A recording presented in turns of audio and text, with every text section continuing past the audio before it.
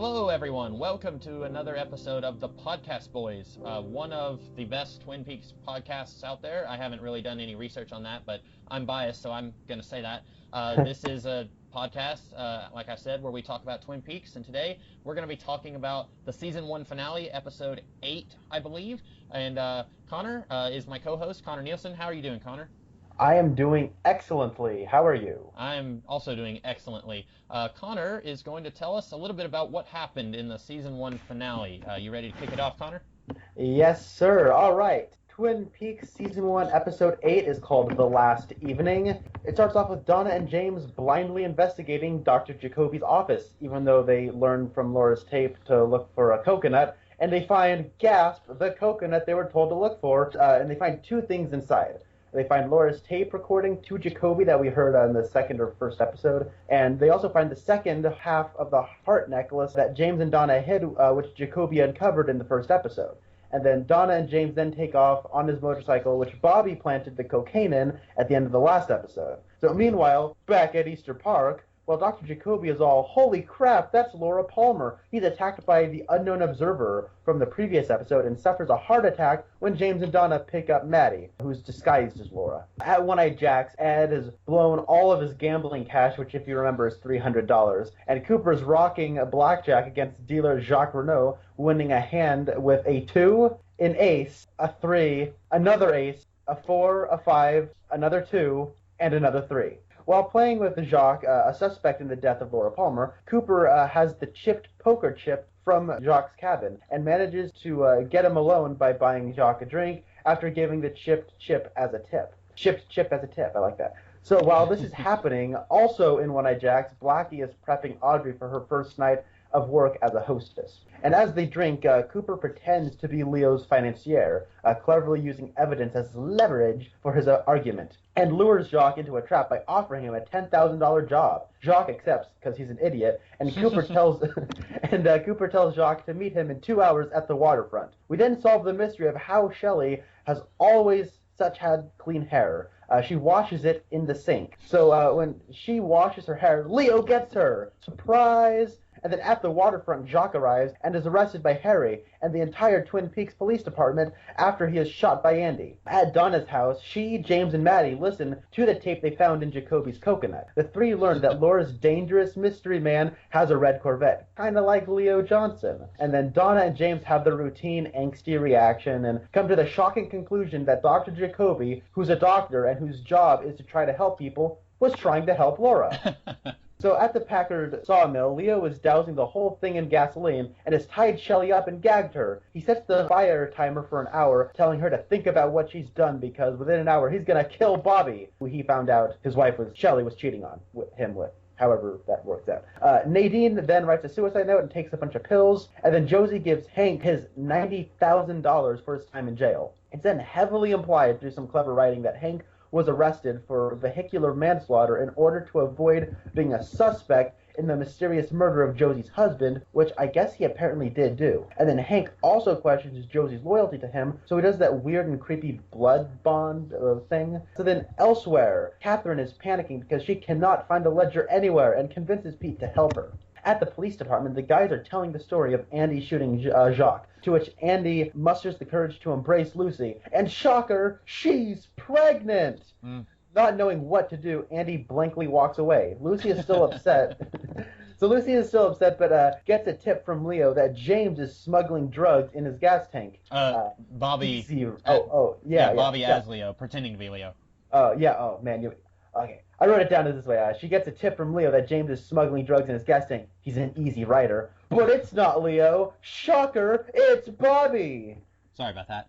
No, it's all good. So at the hospital, Harry and Cooper question Jacques. Is everything we find out. So Ronette and Laura were regular visitors of Jacques' cabin. The cabin is where the flesh world pictures were in fact taken. The whole flesh world thing was Laura's idea. Leah broke a bottle of whiskey over Jacques' head, leading to the two fighting, and then Jacques took Leo's shirt to stop the bleeding. That's how the whole bloody shirt thing happened. And he lost consciousness outside of the cabin after getting sick. And when he came to, the girls and Leo and his car were gone, so he had to walk all the way back to his house. And he doesn't know anything about the train car, which is, of course, where they found the heart necklace and Fire Walk with Me. Yes.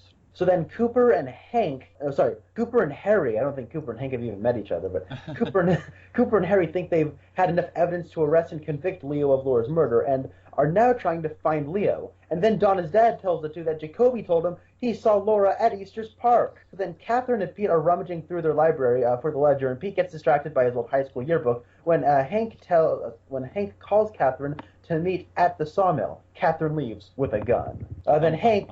find out how that all resolves later in this synopsis. So then Hank, who's also right now working at the Double R, he hangs up the phone and then begins talking with Norma and does his usual, "I love you, Norma. Just let me earn my way back to your heart" spiel. And then Ed returns from One Eye Jacks with when he was with the Bookhouse Boys earlier, and then finds Nadine's body and calls an ambulance. Cooper and Harry return to the sheriff's department to begin looking for Leo. And when, coincidentally enough, Lucy tells the two about the tip she received from Bobby pretending to be Leo, the Easy Rider tip. And she adds that she thought she heard the clock from Easter Park, where they heard Jacoby apparently saw an alive Laura, who was really just Maddie in disguise. So then Harry orders Hawk to move everybody away from Leo's house and move over to Easter Park. So, like clockwork, James shows up to talk to Harry, but Cooper wants to question James alone and tells Harry to check out the Easy Rider tip. And then, like a revolving door, Leland Palmer shows up to talk to Harry if they really found his daughter's killer. And then Harry tells Leland that he can't really release any details and it's just a suspect, and they go home and to get home and get some rest and leaves to check out James' bike. And then Donna's dad then tells Leland to get some sleep and go, hang out with his wife on his way out. And then Leland has a light bulb moment to go to the hospital. And then James gives Cooper Laura's tape that they found in Dr. Jacoby's office, but Cooper is suspicious of Jacoby's heart attack, Jacoby's Laura sighting, and the Easy Rider tip, and now the tape, thinking that James is connected to all of these and has to be up to something. So then Harry arrives with the cocaine Bobby planted in James's gas tank, and Cooper is done being patient with James, like I was a long time ago. Back at One Eye Jacks, Ben secures the contract with the Icelanders and gets a call from Hank asking for a confirmation to kill Leo. Ben confirms. Dun, dun, dun. Bobby shows up at the Johnson household for Shelley, and surprise! Leo comes at him with an axe! But before Leo can kill Bobby, Leo is shot from outside by Hank. And then Bobby flees. Then, oh, what's that? Catherine shows up again. She's at the sawmill just in time for the fire to start, finding Shelley all tied up and gagged. Catherine frees Shelley, and the two try to make an escape. Leland Palmer sneaks into the hospital by sounding the fire alarm and suffocates Jacques Renault to death with a pillow.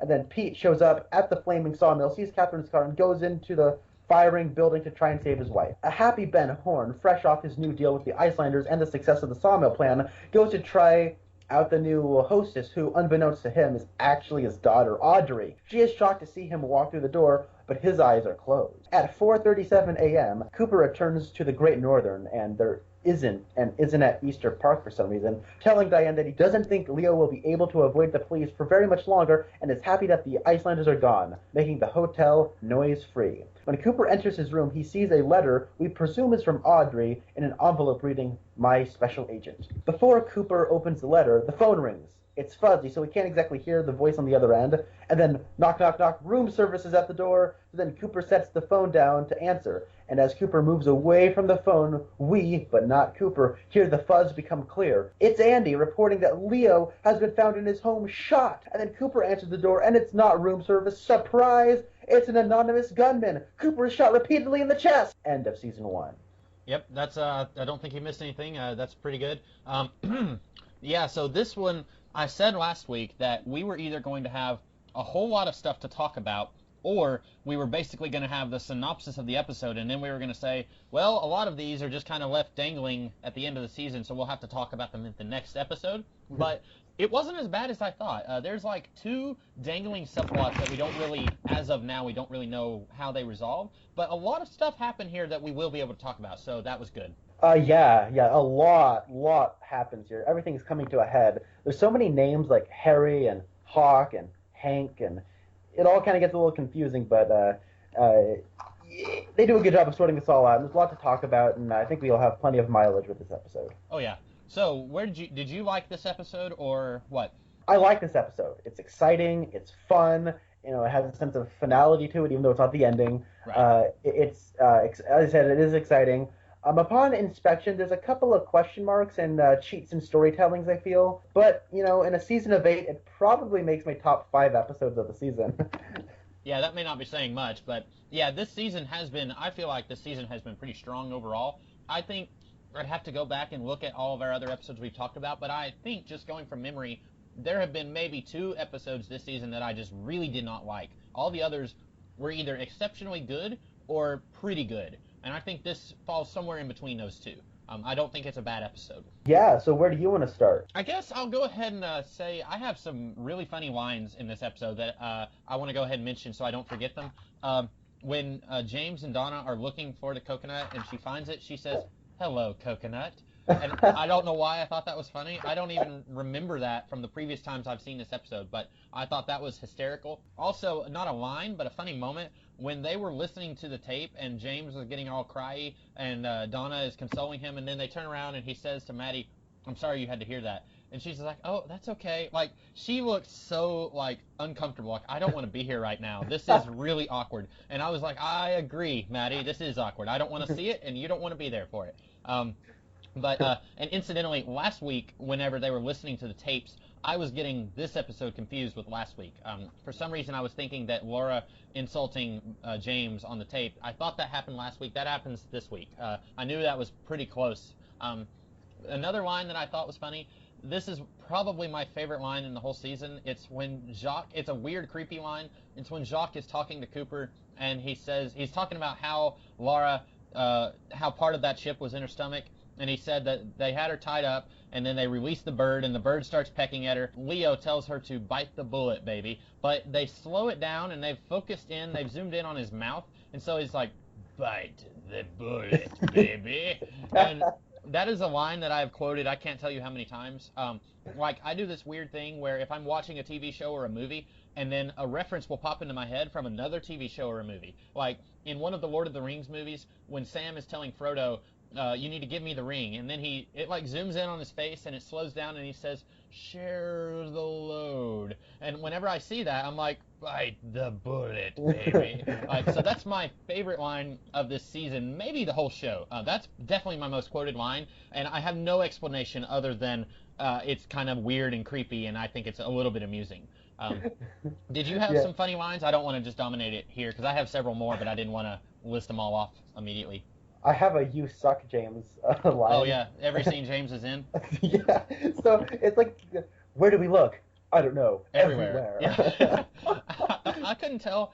I couldn't decide if that was "You suck, James" or "You suck, Donna," because obviously you're gonna look everywhere, Donna. Like, you don't just, if you're looking for something, you're not just gonna stop once you've searched half the room. You're gonna search until you find the item. So I thought I couldn't tell if that was a funny line or if that was like you said, a "You suck, James" moment. Okay, so it's that whole like setup was weird. I mean, I said it in the whole synopsis, but didn't they clearly like find out last time that Laura makes a reference to a coconut, and then they're like, "Oh, that must mean something," and then they're like, "We're gonna hatch this whole plan to go into Dr. Jacoby's office." I'm like, "Oh, they're doing it, to find the coconut," and then they're just like, they get in there and they're like, what do we look for?" Yeah. I don't know.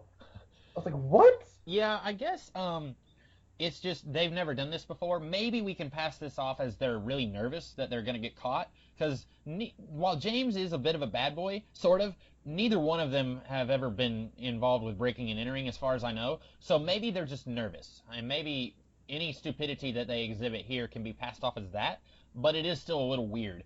Because like you said, it seems like they kind of knew what they were doing at the end of in the previous episode. And then here they're kind of like, they're kind of fumbling around. And a moment I did actually think was really funny was when Donna pushes a button and this loud music comes on, and then James comes and says, "What did you do?" She's, "I just pushed the button." "Well, push that button again." And she pushes it again, and it gets louder, and she looks at James like, "How dare you?" And I was like, "Donna, you're the one who pushed the button."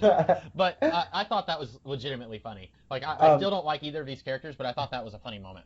Yeah, I agree. Another one of my favorite my favorite quotes from the episode was when they're listening to Laura's tape. It's not like funny or anything, but it is kind of creepy. It's where you hear her say, "He might not be a mystery man, but you'll be history, man." Yeah.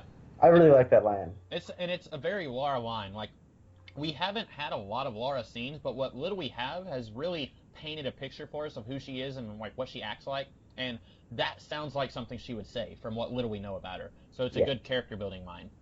Yeah. What were some of your other lines? When Harry and Andy are waiting for Jacques, and Harry says, "So, how are things going with you and Lucy?" As we say in a law enforcement game, it's a cold trail. And then not too much later, whenever all of the cops, including like 3 cops we've never seen before, I was once again beginning to think that there were only 2 cops in the entire city. They're all talking about how Andy saved the day, and Ed says, "Harry's deader than a pound of roadside stew." I was just like, that is a classic. Like, I need to add that to my repertoire of things to say. Um, like, That's awesome. it just sounds like something. Like, there's a guy I know in my personal life who he'll say things like that. Like, he'll say, "Hotter than a billy goat in a pepper patch," or he felt like a bullfrog in a blender. Like, he'll say these weird things that make me always pause and be like, "Wait a minute, what?" And that sounds like something he would say, and I thought it was funny. Also, after Andy finds out that Lucy is pregnant, and then he walks out, and Hawk and Ed are both like, "Wait, what's going on?" Then Lucy walks out, and she looks at them and says, "Fresh coffee," and then goes to her desk, and then they all just kind of scatter. I thought that was pretty good. Yeah. My last quote that I wrote down was where Ben and the Icelander are signing, and he goes, "After you." "No, no, no, no. After you." And then the guy goes, "After me." Yeah, yeah. These Icelanders, and also the Norwegians from the first episode, like they don't get very much to do at all. Like none of them are main characters, but when they talk, it's usually kind of funny. Like this guy was pretty funny, and he didn't have very much to do at all, but it was a funny moment, like you said. Yeah. I just had 2 more moments. One of them you mentioned when Bobby said, "You tell him Leo Johnson said to check out James Hurley. He's an easy rider." Like he was doing this kind of gravelly voice. I guess he thought that was how Leo Johnson sounds. He didn't sound anything like Leo, so I was surprised that Lucy fell for that. And then when Catherine finds Shelley, Catherine is just walking in smoothly, and she sees Shelley tied up and gagged, and Shelley's like, and then, "Quiet. I can't understand a word you're saying. You have a thing in your mouth." And then she starts making more noise again, and she says, "Be quiet. I'm thinking." And it's a good tense moment because Catherine has been one of the more villainous characters in this season, and you're not sure if she's going to save Shelley or if she's just going to walk out and just leave her. And she doesn't have any reason to leave her, so she ends up saving Shelley. But it's a nice moment for her because up until now, she's kind of, I don't want to say she's been villainous. She hasn't been as much of a villain as, like, say, Ben Horn, although she was, up until last episode, involved in a plot to frame Josie for arson. So there is a little bit of villainy going on, but it's a nice little redemptive moment for her. That and when she and Pete kind of have a tender moment, I really like that scene. Yeah. I don't think they've earned that scene because up until now, she has always just been yelling at him for the most minor things, and he's just kind of been taking it. And then in this episode, I feel like she's almost using him. Like she needs his help to find this thing, and so she acts like she's sorry that she said all these things and was a horrible wife, and she does it just to get him to help her. But I still liked it. I still thought it was a nice, tender scene between them, and I really liked Pete going in to rescue her later. Yeah, speaking of that, I like how much Pete we get in this episode. Yeah. We get a lot of Pete, and I don't know if this was intentional, but I remember in the funeral episode, I think that was like episode 5 or something. I remember we talked about how Johnny Horn was reading Peter Pan. Yeah. And I don't know if that's intentional, but she calls him Peter here. Oh, and, yeah. And there's a, I don't know, I saw a little bit of a theme or a thread of memory in this episode. Yeah. Especially with Pete. There's like the part where he and Catherine are talking about their past together and what they were when they were young. That and was then later, the scene I really like. Yeah. yeah, and then later he's looking through his high school yearbook and he was obviously reminiscing and thinking about his past. Yeah. This may be a stretch, but you said Peter Pan. They're reminiscing about when they were young, and Peter Pan. The big thing is these characters never want to get old; they want to stay young forever. And these guys, they're in the other end of it, where they've already gotten old and they're regretting a lot of their life. And then on the same token, Hank is talking to Norma, and he says, "We've been together almost 20 years." And then he says, "Maybe we've gotten it backwards. Maybe it's the last 20 years that are going to be really good." And so you've got, like you said, there's this thing of memory going on. James and Donna, of course, they're prodding their memories when they're listening to this tape of Laura. They're remembering their best friend. And then Hank is kind of evoking memory, saying like, well, maybe the memories haven't been too good, but maybe we can make some good memories. And then, like you said, Pete and Catherine, they're making kind of reminiscing, and I definitely think there's something deliberate going on there. Okay, good. Then it's not just me. And while we're at it, Jacques, he's so maybe this is a stretch, but he's talking about what happened on the night that Laura died, and he's remembering stuff. So it's not just you. I think it is deliberate. Okay, that's good. And then he dies, and he's nothing more than a memory. Yeah, unfortunately, we're now down 2 Renault brothers. My favorite brother is dead.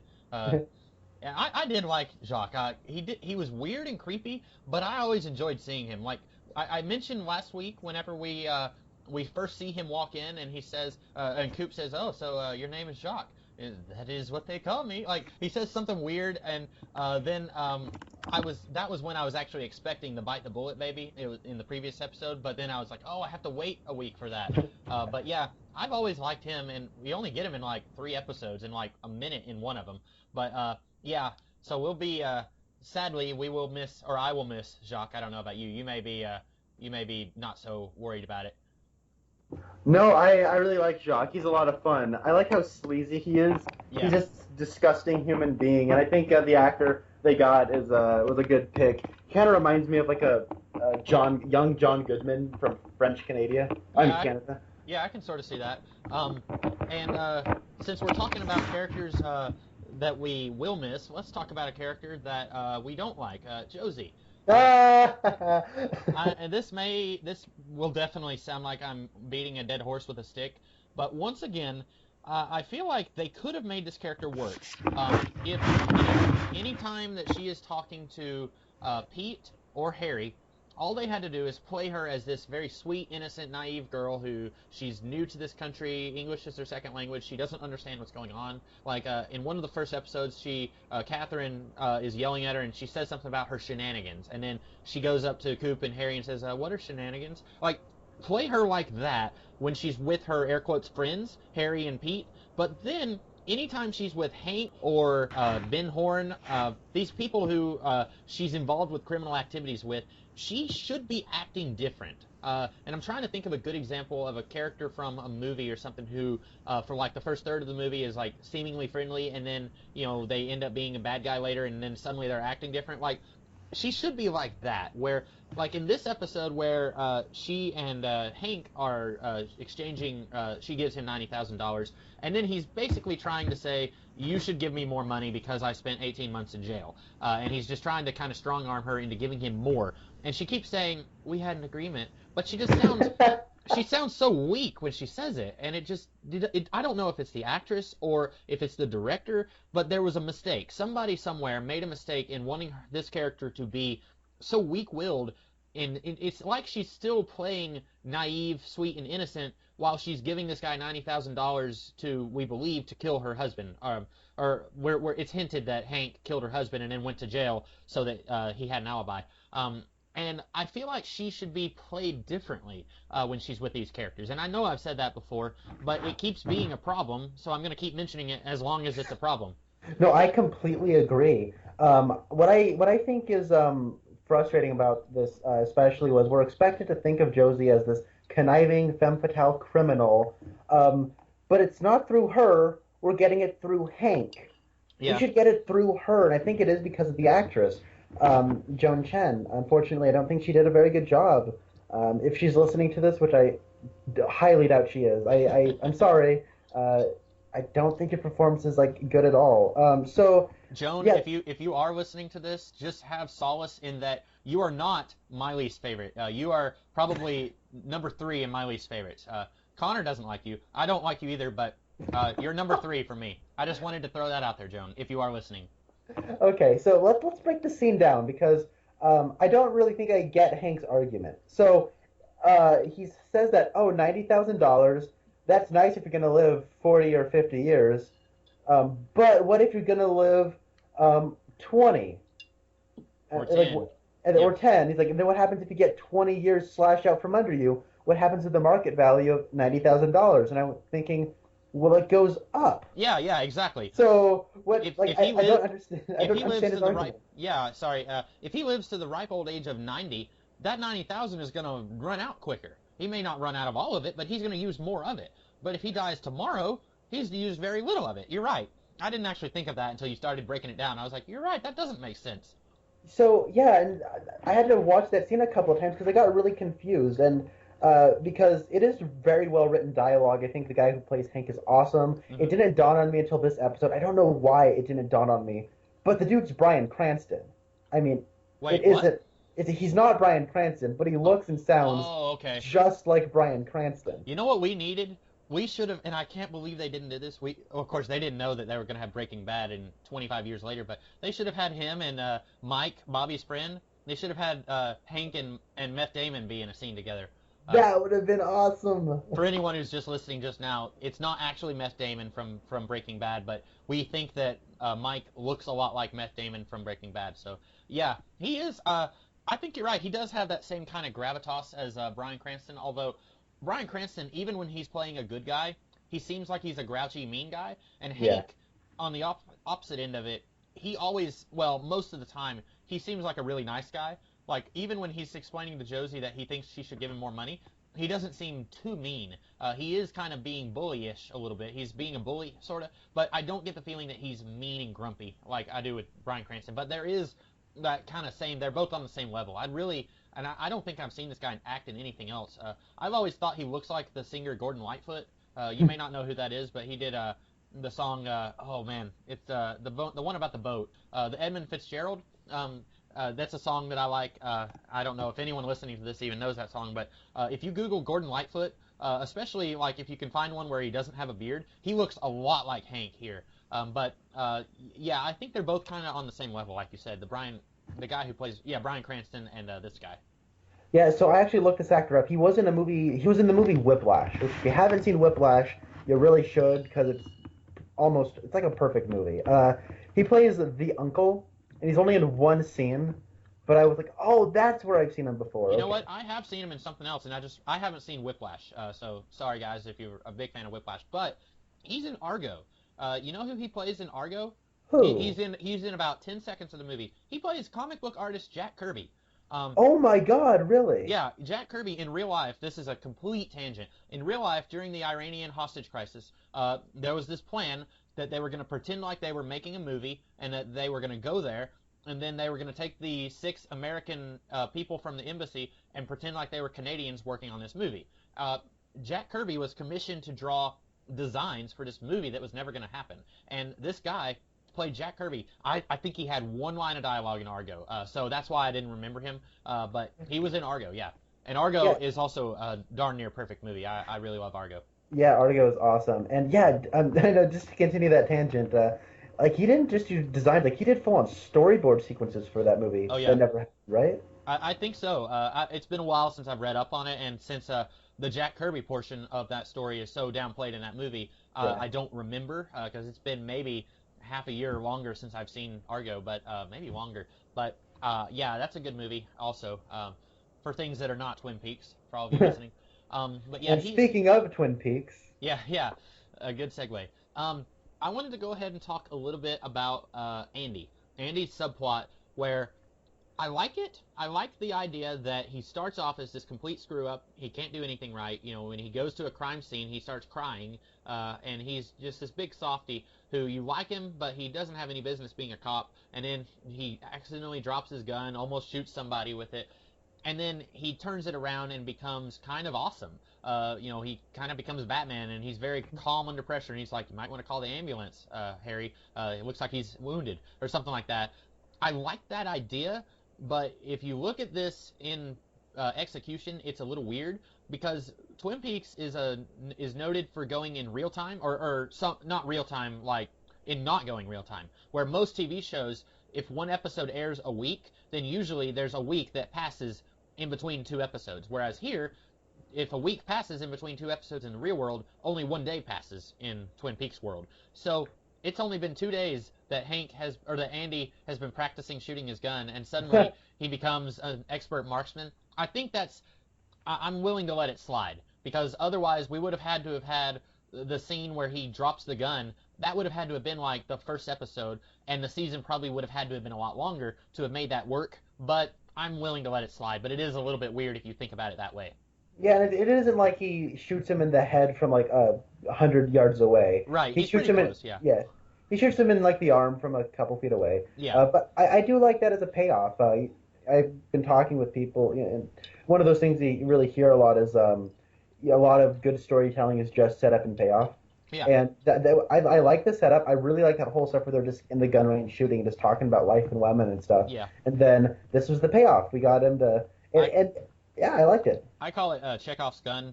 I think other Yeah. people call it that too. You know, if you set up something in Act 1, it has to be paid off in Act 3. It would have been really weird. Well, maybe not so much. It would have been a little weird if they had the scene where they really pay attention to it and they draw attention to it and say, yeah, you're really terrible. You're going to need to practice. And then they never did something like this. The only reason it would have been okay if they didn't pay it off would be, like you said, that scene existed to show these guys just being friends and chatting about their girl Yeah. problems and stuff. Um, I do wish, I've said before that Lucy and Andy kind of get on my nerves once we get into season 2 and they start getting more screen time and subplots start accumulating around them. I do Okay. wish that we had had more instances of Andy acting this way in the field. I like the idea of when he's just chatting with Lucy or chatting with Harry or Hawk or Coop, and he's still kind of the lovable goofball Andy that we all know from this season. I like that idea when they're just kind of hanging out, but then once they go on the field, I would have liked to have seen more scenes of Andy like, okay, now it's down to business, and like his face changes and he's more serious and he's able to shoot better and he's a better cop. I would have liked to have seen more of that with this character, but instead, he almost becomes comic relief, 100% comic relief in season 2, and I feel like it's a bit of a regression, and there may not be another instance for me to point that out later on, but it's something that just from I've only seen season 2 once. I don't recall ever seeing another scene like this where Andy acts this way. Yeah, I don't really recall any either. But I really I like the whole Andy Lucy stuff here Yeah, because I mean we finally get an answer. It's not like it's been like the Shaggy dog story that the Sawmill subplot became, but it is one of those things where I'm glad we got an answer to it. It's a nice way to end the season. The season. It's not like they're ending this gigantic mystery, but it is one of those things where I do want to know what's going on between them. And she's pregnant, and I think their reactions are a little natural. He's just oh yeah. dumbstruck and just has a blank expression and just walks away. Um, There's really no easy way to react to that. I don't think. yeah, I As agree. someone who has never had to react to that, I should mention. But yeah, the only thing that could have made it worse would be if he said, "Are you sure it's mine?" That would be the only way. And I've seen TV shows where they do that, where someone says I'm pregnant and someone says, "Well, is it mine?" and then they get slapped. That's the only way Andy could have made it worse for himself. So believe it or not, him just walking away without saying anything is not the worst way he could have handled it. Yeah. Um, I'm just imagining Andy saying that now. yeah, Well, is it mine, Lucy? yeah, yeah. Officer Brennan. Yeah, exactly. What did you think? I said that I didn't really feel like Catherine and Pete's scene was earned. What did you think of that? I didn't remember if you said anything about that or not. I like it in the way it kind of connects to that whole memory theme, but I kind of agree with you. I felt like she was duping him. That's kind of And what I got. Like when he hugs her, she's kind of got this face like, "Oh, brother, how long am I gonna have to let him hug me?" It yeah, did not seem like it was a sincere uh, moment between them. But I still, if anything, even if she is duping him, I liked that we kind of find out why they're married. This whole yeah, time, I bet a lot of people have been wondering why in the world did you marry her, Pete? Now yeah. we kind of get a little bit of an answer why, and I think that's good. Yeah, I agree. And the one thing I like about that scene is uh, when you're writing, the worst thing you can do is have a dialogue scene where nothing is happening. Hmm. And what they have is they find a way to make it somewhat entertaining to watch. They have those workers that are spying on their argument through the window, and they constantly are just walking around the room Yeah, and turning taking the blinds down. yeah. And I really, really liked that. I thought it was a really nice scene. I like the way it was executed. I like the way it was shot. I like the way it was written. But I do agree. I don't feel like it was a payoff to anything that was necessarily set up. It's not like this whole time these characters have just been building towards this thing where they just need to talk. It was one of those things where she was like, "Oh, I'm having a moment of weakness," and I do agree. It's nice to know why these people are like even married to begin with. Uh huh. But I guess I kind of agree with you where it wasn't necessarily earned. But I am glad we have it. Would you say maybe it's not a payoff to something that's already been set up, but it's setting up something that will be paid off in season two? Like, Yes, I will. because maybe this is a little bit spoilery, but they do. I feel like she doesn't go to being like this sweet wife who loves her husband quite. She doesn't go that far in season two, but she's not as shrewish in season two as she is in season one. Like I'm remembering one episode in particular where Pete is kind of helping Catherine, and he's helping her plot stuff, and it's very weird to see Pete involved with schemes and stuff, but it's also it kind of makes sense after this episode where she kind of, even if she is duping him, they're kind of closer in season two. I feel like so maybe I will hate the. It's not that I hate the scene. Maybe I will dislike it less once we get into season two and I start seeing more scenes with these characters together. That is spoilers if she survives. We don't see that she survived, but maybe I've already spoiled that. So yeah, if you're listening to this and you haven't seen season two, sorry guys. Yeah, one of those things though is I do like it how it does make Pete more involved in the plot in general because we've talked about this all season long. Yeah. Where we like Pete, we want to see more of him. We just want to see like the Pete show Yeah. where he just goes fishing and says one-liners like "There's a fish in the percolator," and then there's the laugh track cue. Like Yeah. I like Pete a lot, and I'm glad that we did get more of him. Did you ever watch? This is another tangent. Did you ever watch Home Improvement with Tim Allen? I've seen a couple episodes here and there when I was younger. I'm imagining when you said that, like this show where Pete is like the main character of this sitcom, and then like Josie comes in and like she's staring over the fence at him and talking to him like we had an agreement, Pete, and then cue laugh track, something like that. Like I'm with you. I would really love to see all of the events of Twin Peaks, but from Pete's perspective. But it's a sitcom. So like even though like in the first episode he finds out that Laura Palmer died, like we're still having a sitcom plot going on. Like who put that fish in my percolator? Like something like that. Yeah, that'd be a lot of fun. Oh yeah, another thing about the whole umbrella, the theme of memory is those umbrellas that they find. Yeah. Did we talk about that? No, we didn't talk about it. I forgot about that. Donna and James found these little miniature umbrellas that you put in is it a margarita or something, an alcoholic beverage, the little Hawaiian umbrellas, and like one of them says 1969 man on the moon, or first man on the moon. The other one says something like 1975 first saw somebody, and then they're kind of like, ew, I don't really get it. I like that. I thought that was a neat little, even though Jacoby barely does anything in this episode, all we really get to see him do is spy on air quotes Laura, and then he dies, or he has a heart attack. He doesn't die.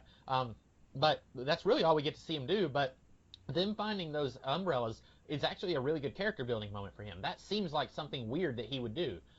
He's kind of always been the goofy, I don't want to say goofy, quirky doctor who does strange things. This seems like something he would do, and I think it adds to his character that they find those things. Yeah, I agree. One thing that I have to ask about Dr. Jacoby is how on earth did he get back to the hospital? Yeah, that's a good question. Unless he was able to like crawl to a phone or something. Yeah, it's weird because like he's in the. I know there's the part after they play the tape that Donna's dad comes down and goes, "Oh, there's an emergency at the hospital." I'm like, "Is that have to do with Jacoby?" I had a feeling it was. Yeah, it doesn't specifically say, but I think it was. Well, okay then, because then what happens is there's a part where they're leaving the hospital and then Donna's dad is all, "Oh, he's out of the woods now." Yeah. And I'm like, "Oh, okay, but how on earth did he get from Easter Park all the way over to the hospital?" I guess we didn't actually see it happen, but I'm assuming there's a payphone somewhere in the park, and he was able to crawl to it and call the ambulance. That's one of those things. I guess it would have slowed down the episode if they had showed him like, or maybe like crawl to the road and wave someone down. You know, that would have slowed down the episode. I honestly didn't even think about it until you mentioned it. Yeah, no, I didn't even think about it until I was just writing down notes. I was watching it over and writing down the synopsis, and I was like, wait a second. Yeah. But there actually is a payphone in Easter Park. We actually watched Bobby calling from it. Oh, and, yeah. The clock that chimes, because, what's her face? Lucy said that she heard a bell chime or like a clock, and the clock sounded like the one from Easter Park. And then now that I think of it, didn't Maddie, James, and Donna, didn't they call Jacoby in the previous episode from a phone in the park? Yeah, they did. To lure him there, okay. Or they wanted to lure him to another place, and then he figured out that they were at the park, and that's where he went. I'm trying to think of. Oh, Nadine. Let's talk a little bit about Nadine. Yeah, I So, wanted to talk about her because there's a one quirky thing that she does that I love. oh, She what? has water in a water bottle and then pours it into a glass. Yeah, I didn't even. I was just the whole time that scene was going on. I was like, oh wow, this Silent Drape Runner plot just went really dark. Like this whole time we've been making fun of it because it's like kind of weird and like it's her thing. This whole season, her thing has been making a Silent Drape Runner, and like other characters are making fun of her too for it. Kind of. Ed and Norma, when they were talking, they were kind of like, oh, that kooky Nadine making that Silent Drape Runner, and we were over here like, man, when is this Drape Runner plot gonna end? I did not remember that she tried to kill herself. I was like, man, this has gotten that took a turn for the dark right there. And like, I remember now where this all goes in season 2. Spoilers. If Nadine survives, I need to just say that like some characters may survive into season 2, guys. But I had forgotten that she tried to commit suicide, and that's it's a nice scene when Ed finds her because pretty much this whole season Ed he's been tolerating Nadine and her kookiness and sometimes her very violent outbursts, but I've very rarely gotten the feeling that he actually cares for her, because I think the show wants us to root for Ed and Norma and Yeah. doesn't really want us to root for Ed and Nadine. But watching this episode and then in the previous episode when he was consoling her because the patent clerk said no, I was more rooting for Nadine and Ed, and I felt like that was a good, tender scene. And maybe it's kind of like Catherine and Pete, where it's not really been earned because she's just kind of been yelling at him this whole time. But I liked it a lot. I don't have any complaints about it. Yeah, I don't really have any complaints apart from that nice little. I mean, it's a sad moment where she's in her best dress and she's just trying to kill herself. That's really sad. But one of those little things that I did kind of smirk at was the whole she takes a water bottle, then she pours it into a glass Yeah, so she can drink it. And I mean, that does, but at the same time, while I'm kind of giggling a little bit, like, oh, isn't that silly? It does feel like it is in character for her. She wants to take something and put it in the best possible vessel before she goes, and she yeah. she always has the best of intentions. When Leo gets shot up, Leo is in full on slasher movie villain mode. He's like, "Hey, Bobby, I got an axe with your name on it." And Yeah, he starts smashing it around. When he gets shot, Invitation to Love makes its return. yeah. And I think it solidifies that Montana is. Montana is Leo and Chet is Chet, I guess is Hank because Hank shot Leo. I still think that, like I said last week, each character in Invitation to Love can kind of correspond to different characters in Twin Peaks depending on what's going on in a plot. What I thought was funny about that scene, of course, he's about to straight up chop Bobby in half with an axe, and then Hank shoots him from outside, and then when Bobby leaves, he's just like, "See you later, Leo." And Yeah. the way he said it, it was definitely a sarcastic Bobby moment. Like, I'm not really gonna see you later because you're probably gonna die. But it almost felt like he was like, "All right, I'll see you next week, Leo." Like Leo just tried to kill you, Bobby. um, but I like that. And then after Bobby leaves and Leo is just on the couch and he's watching Invitation to Love, and I knew it wasn't gonna happen, but I was desperately wanting to hear him say, "What? Montana is shot by Chet?" like commenting on Invitation to Love while he's bleeding on the couch. Like I was really, really wanting to see that happen, and I knew That it would have wasn't been going to. awesome. Yeah, I would have loved to have found out that he's like a diehard fan of the show, and like he's missing the last episode of Invitation to Love because he has to kill his wife and Bobby. These people are ruining Invitation to Love for me. And that's why he's so pissed off all the time. Yeah, And he's probably the one who turned everyone in Twin Peaks on to Invitation to Love. yeah, yeah. And he's just mad that nobody cares about his hour of romance. And when he's on the road on his truck, Shelley never remembers to tape it on VHS for him. Poor Leo. Leo is the unsung tragic hero of Twin Peaks. He's a hardworking man. He gets no respect. Yeah, that line where Bobby said, "See you later, Leo." That was a funny line that I forgot to write down. And then while I'm remembering lines I forgot to write down, this one was a little long, so I didn't type it down. But when Coop is back in the Great Northern and he says, "Hang on a second, do you hear that, Diane?" And he's saying that the Icelanders have either passed out or they've left. And I thought that was really funny because when the Icelanders first got there and were like chanting at 4 a.m, like Coop was very perturbed about that, and so Coop getting excited that he wasn't going to have to hear them anymore, I thought that was really funny.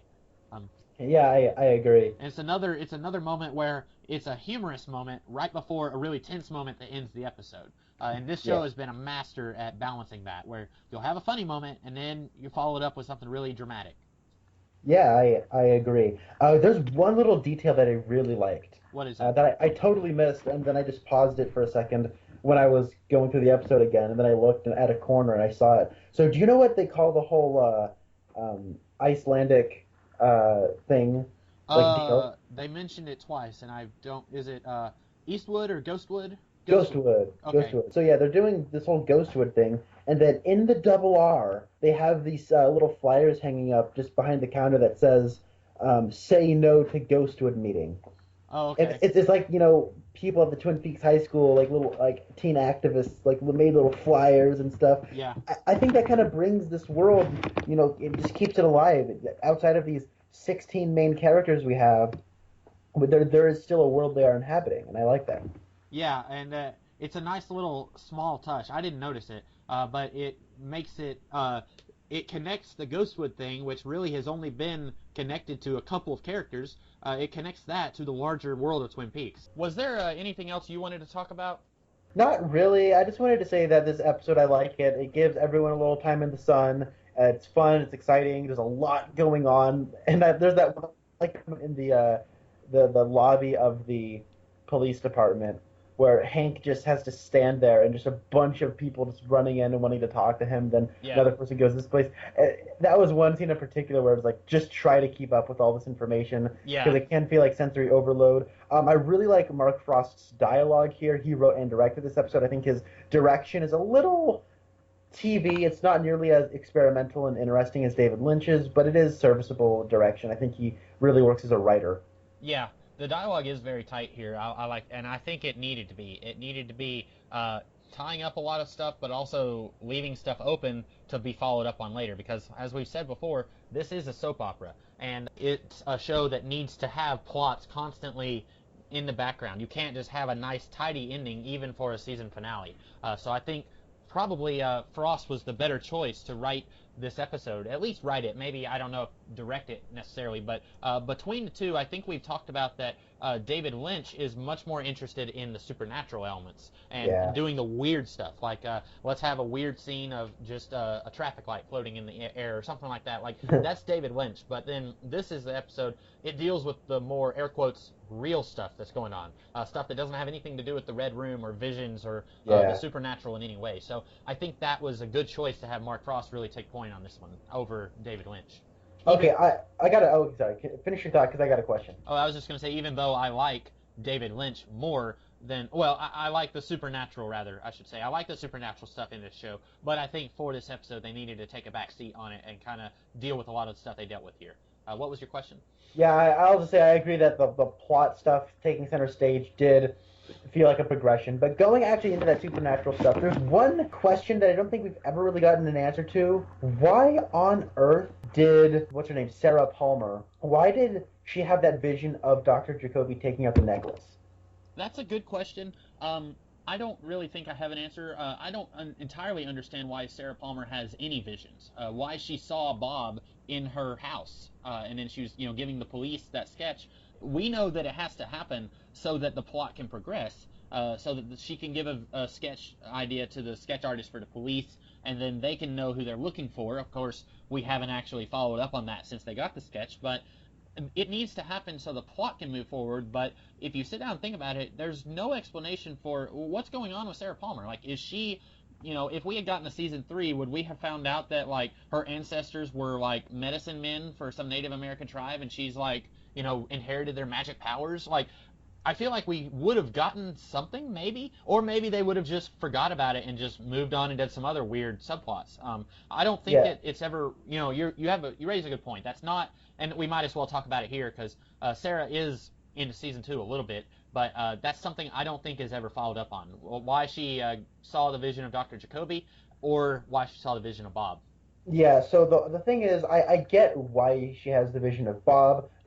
They explicitly state it in like the fourth or fifth episode that Bob killed Laura Palmer. Yeah, This supernatural spirit supposedly possessed somebody. Who was it? To kill Laura Palmer, and Sarah had a vision of that, and there's a kind of this bond between like fathers and sons and daughters and mothers. So I kind of get that why she'd have this vision of this werewolf dachshund man in her house.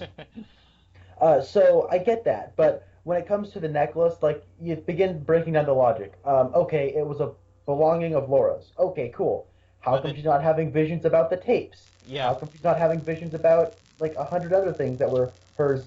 How come she's not having visions about the cocaine? How come she's not having visions about so many other things? And it gets very inconsistent. And when it comes to the necklace thing, that was the only thing that I felt like was just contrived so we can move the plot along. yeah, and and it's possible. You know, I mentioned that the reason she sees a vision of Bob is so she can give the police that sketch. In that episode where she's describing what happened, she says, I also saw somebody picking up Laura's heart necklace. And then Donna was sitting there, and I think I mentioned this when we talked about that. Donna had absolutely no reason to be in there with the police when that was going on, but she's there so that she can tell James, hey, we may have to go and look and see if that heart necklace is still in the forest where he buried it. And then they look and they find out it's not there, and then they find it here. So both of those instances are plot driven, but like you said, you can almost think of a reason. It's not explicitly stated, but you can think of a reason why she would have a vision of Bob. It is a little strange that they would throw in the necklace, but like you said, nothing else. Why wouldn't she have a vision of Donna and James holding the necklace? If it originally belonged to Laura, why wouldn't she have a vision of them talking about the necklace? Or Dr. Jacoby, we find out, is not. He doesn't mean any harm to Laura or Laura's family. So why does she have a vision of him? Why doesn't she have a vision of? Why didn't she have a vision the night Laura died? Of course, this show started when Laura was already dead, but if you're going to go in this direction, it would be good to explain what's going on.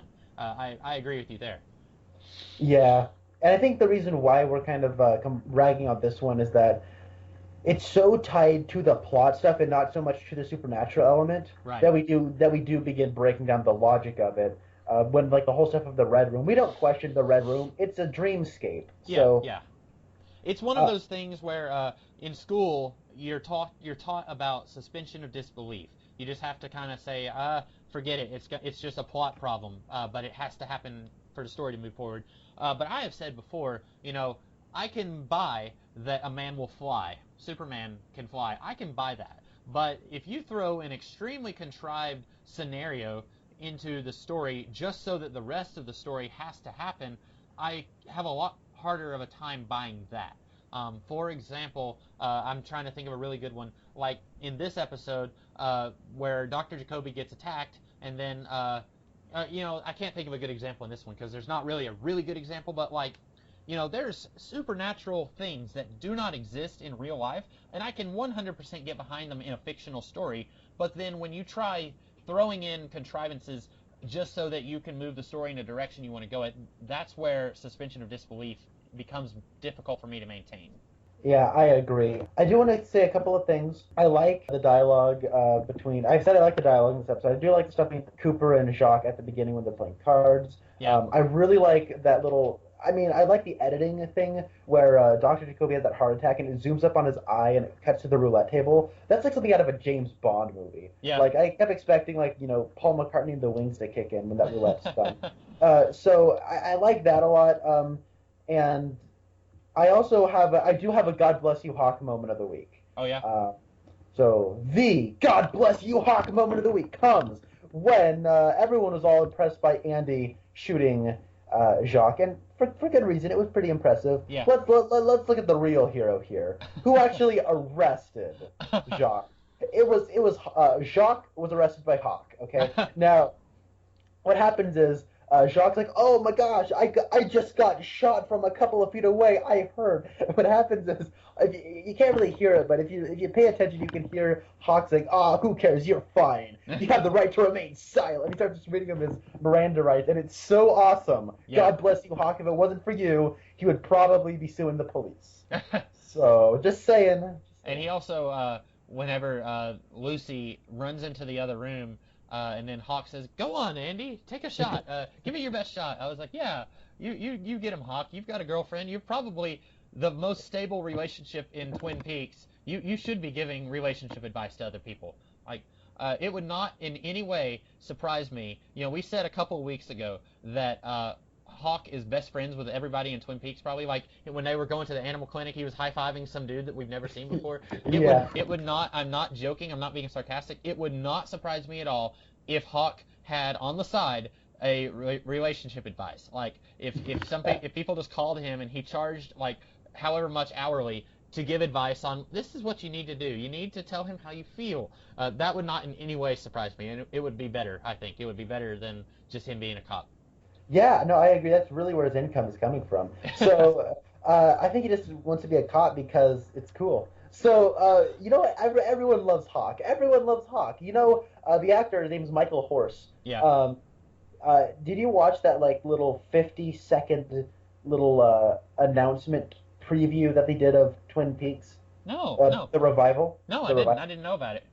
Oh, it's really kind of cool. They have a lot of scenic shots of the great American Northwest, Pacific Northwest, where I live. It's amazing. So they have a lot of nice shots of waterfalls and hills and trees and stuff, and they actually have him narrating it. Oh, and they okay. cut to him talking like, "Welcome to Peaks." I'm like, "Yeah, Hawk!" So it's a given that he's probably going to be in the revival. Yeah, and while we're on, this is the end of the first season. We can talk about, but maybe let's talk about our thoughts on what we can expect from the revival. Yeah. So we have 3 actors who are dead. The guy who plays Bob is dead. Now, I haven't seen the ending of season 2. I don't know if Bob is killed or is not. But if they are going to try to continue Bob, because Bob scares everybody. So if you want to, make a Twin Peaks revival, you want to freak people out, you want to put Bob in there. Yeah. But the fellow who played Bob, he died. That's right. He died. Jack Nance died. Yeah, Pete's dead, and Bobby's dad died. Oh, really? Yeah, that's right. I keep forgetting that. He was, and I've said this before, he was in the X-Files in like 2 episodes, and then he was a pretty major character in Stargate, one of the Stargate shows. SG-1, I believe. I keep forgetting that he, because he wasn't in this episode or the last couple, so I kind of forgot about him. And I didn't realize he was dead, or maybe I did and I had just forgotten. I guess the good thing that they can do, since basically the events of season 1 and 2 take place over less than a month, you could very easily say that this revival is moving forward in real time. Like, you can say that in between season 2 and the revival, that there's been 25 years. And so characters like Pete and Bobby's dad, you can just say they died of natural causes. And it's not ideal because we would love to have those characters back, especially Pete and Bobby's dad. They were both fantastic. So we're sad that we're losing them, but X-Files recently, they did a revival, 6-episode miniseries. If David Duchovny had died in between the last X-Files movie and this revival, it would have been very strange if they had tried to do a revival, because he is a centerpiece of the X-Files. But, the Log Lady, she died. She died. Oh, no. Yeah, that's right. She died somewhat recently, within the last, 5 months. I forgot about her. And it's going to sound really callous, but these characters are all pretty minor, and this is an ensemble piece, so even though we're going to miss seeing the Log Lady say weird things about my log saw some stuff, or, Bobby's dad talking in this very articulate, educated style, we're going to miss that, but it's not crucial to the show. You know what I'm saying? It's not like Big Ed or Norma or Harry or Hawk or Andy or Cooper died. It's not like Audrey Horne died. Right. And I haven't actually looked to see who all is going to be in the show. I did see a thing on Twitter of who's the actress who plays Audrey? Audrey is played by Sherilyn Fenn. Okay. For some reason, I want to say that Laura was Sherilyn Fenn, but I know that's Cheryl Lee. Okay. So that's a little similar. Yeah. Sherilyn Flynn is going to be in the revival. I saw a picture on Twitter where she was dressed up as Audrey Horne, and surprisingly, she hasn't aged very much. The guy who plays Bobby, he looks very different, because I've seen a picture of him that was just taken in the last few years, and he looks quite a bit different, but she doesn't look that different. Of course, in real life, you'll have women who are in their late 30s, and they may not look a whole lot different. They don't look old and decrepit at that point. They age pretty well from the age of 20 to 35 or whatever. That's and also that actress, she was not high school age when she was filming Twin Peaks. She was older, so she's gonna age a little. If she was a teenager, her aging would have been more noticeable. The actor who plays Harry, I don't know his name, but I'm pretty sure that actor has retired from acting. I have a friend who watches Twin Peaks, and he told me that guy is not going to be in the show. So that's probably like we were talking about actors who are dead, who are not going to be in the show anymore, and like most of them are pretty minor, and their presence won't be missed, or their absence won't be noticed rather. Harry is probably the biggest example of we will notice because he was not the main character. I would say Cooper is the main character, but he was definitely in the top 5 main characters, and him not being there is going to feel very strange if that's true. Yeah, Michael Ontkean. I want to see a recent picture of him. He's like very wrinkly and has gray hair and everything. But what's her name? Lara Flynn Boyle, who played Donna. Uh-huh. She's had some plastic surgery in the mid 2000s. And her face is kind of like off centered and stuff. She doesn't look like she used to, but I'm sure they'll just. I don't know if do you think they're gonna have James and Donna anymore? Like, well, I can pray that they don't, but and also you haven't seen the movie, so this I don't think this is a spoiler. I don't consider it a spoiler, but they did not. That lady who played Donna, she did not return for the movie. It was a different actress who played Donna in the movie. Oh. So I don't know who they're gonna have play Donna in the revival if she's gonna be in it. Maybe I should just Google the Twin Peaks revival, but I kind of feel like that would take away part of the magic. Yeah. But yeah, that was something when you mentioned her, I was thinking, is she going to be back or is it going to be that other lady? I can tell you right now that Michael Horst, Michael Ontkean will return. So. Both of them will? Yeah. Okay. See, a friend of mine was telling me that Michael Ontkean had retired, and I wasn't sure if he was actually going to be in it or not. Yeah, I'm pretty sure he retired, but he's like, Twin Peaks, the thing I'm famous for, why not? Yeah. Yeah, it looks like, is it called, I'm looking at his Internet Movie Database. Is it called Twin Peaks Missing Pieces? No, that was from 2 years ago. It doesn't have him listed, but that doesn't mean anything. He may still end up being in it in some way. But yeah, his last thing before, well, he was still doing stuff in the 2000s. Like, he did something in 2011 and then 2008. So it's not like he stopped acting back in, like, the 90s or something. So he's still done stuff kind of recently. I'm looking for pictures of him, and I can't really find anything because a lot of these pictures are from Twin Peaks, so I'm going to have to Google him.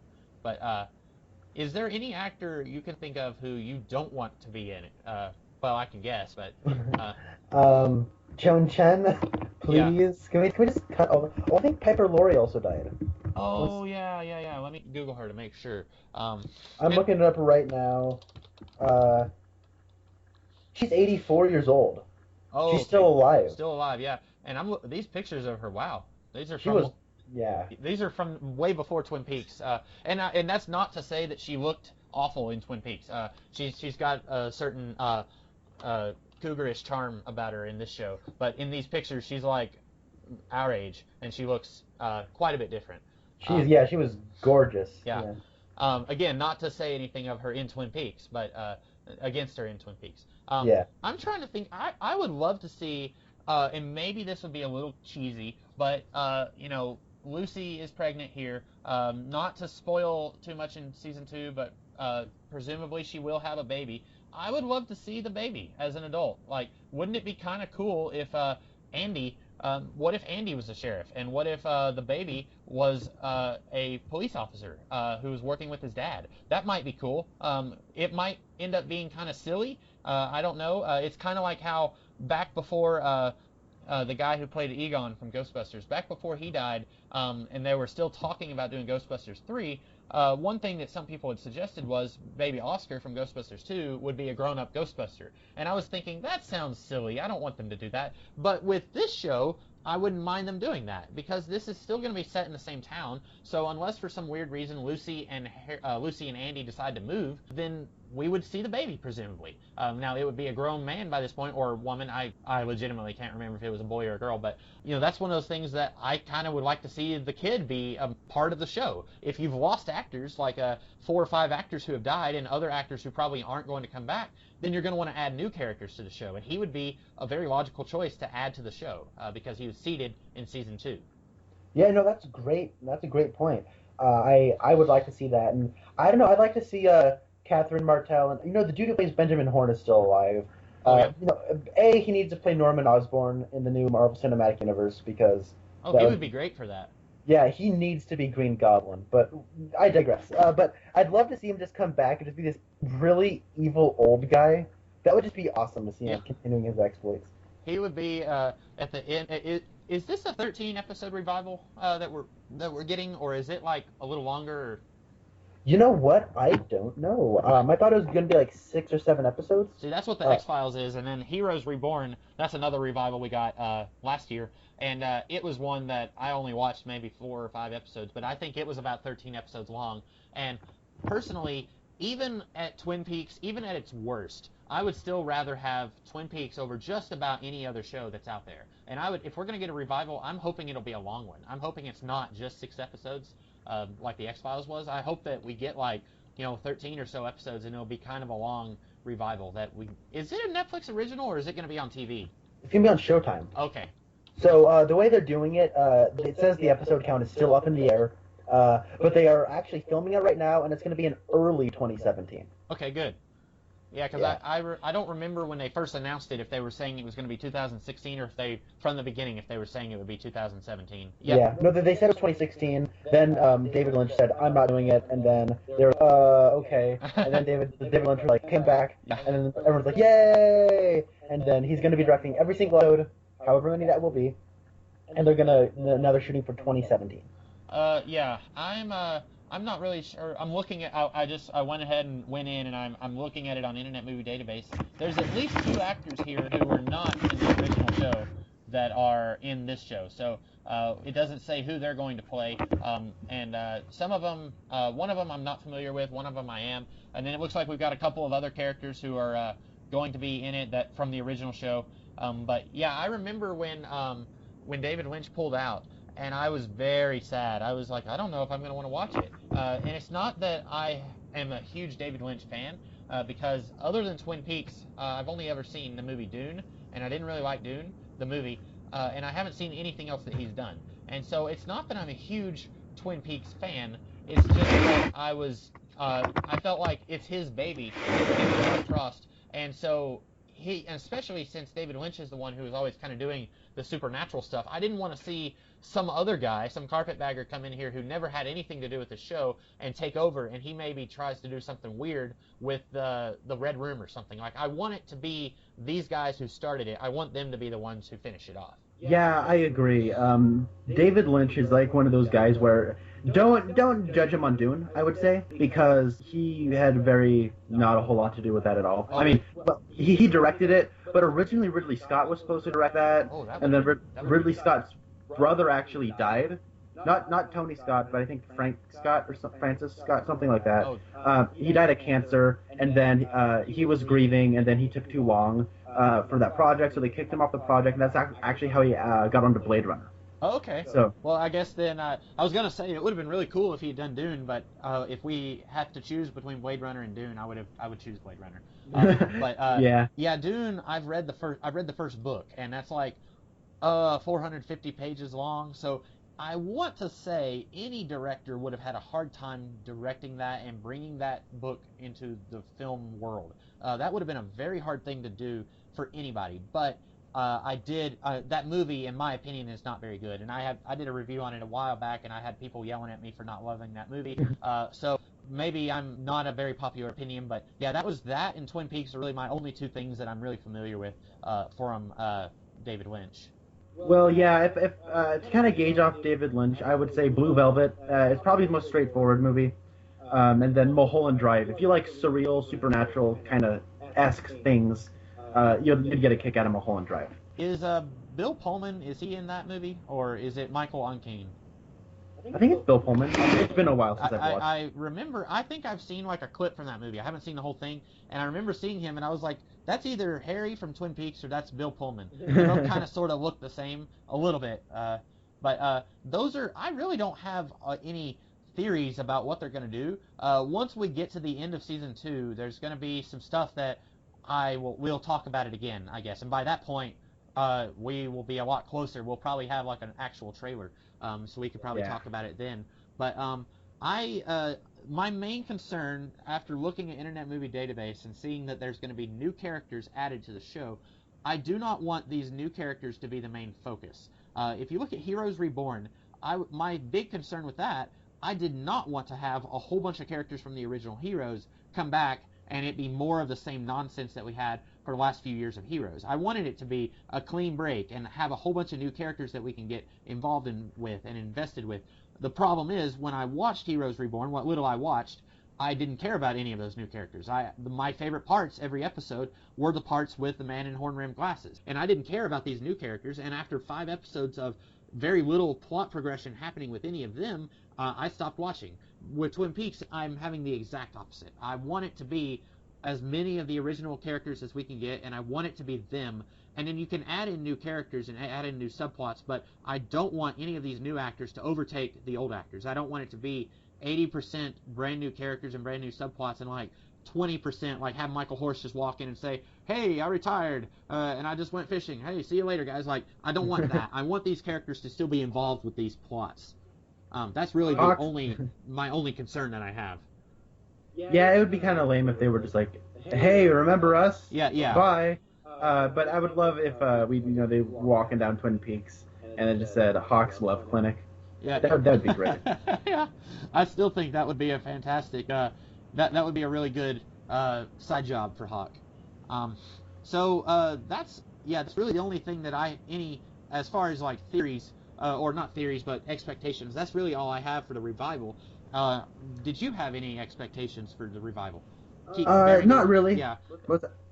I was just going to say, and bearing in mind you haven't seen all of season 2, so you might not have it. There's one thing I do have, but I'm not going to spoil you. Ladies and gentlemen, I accidentally spoiled Connor and his brother on Gotham season 1. I said something about Gotham season 2 a few weeks ago off the air. So I'm being very careful not to spoil anything, and that's harder than it seems. But I think I'm doing a pretty good job on Twin Peaks. Because God forbid Gotham is spoiled for me. Yeah.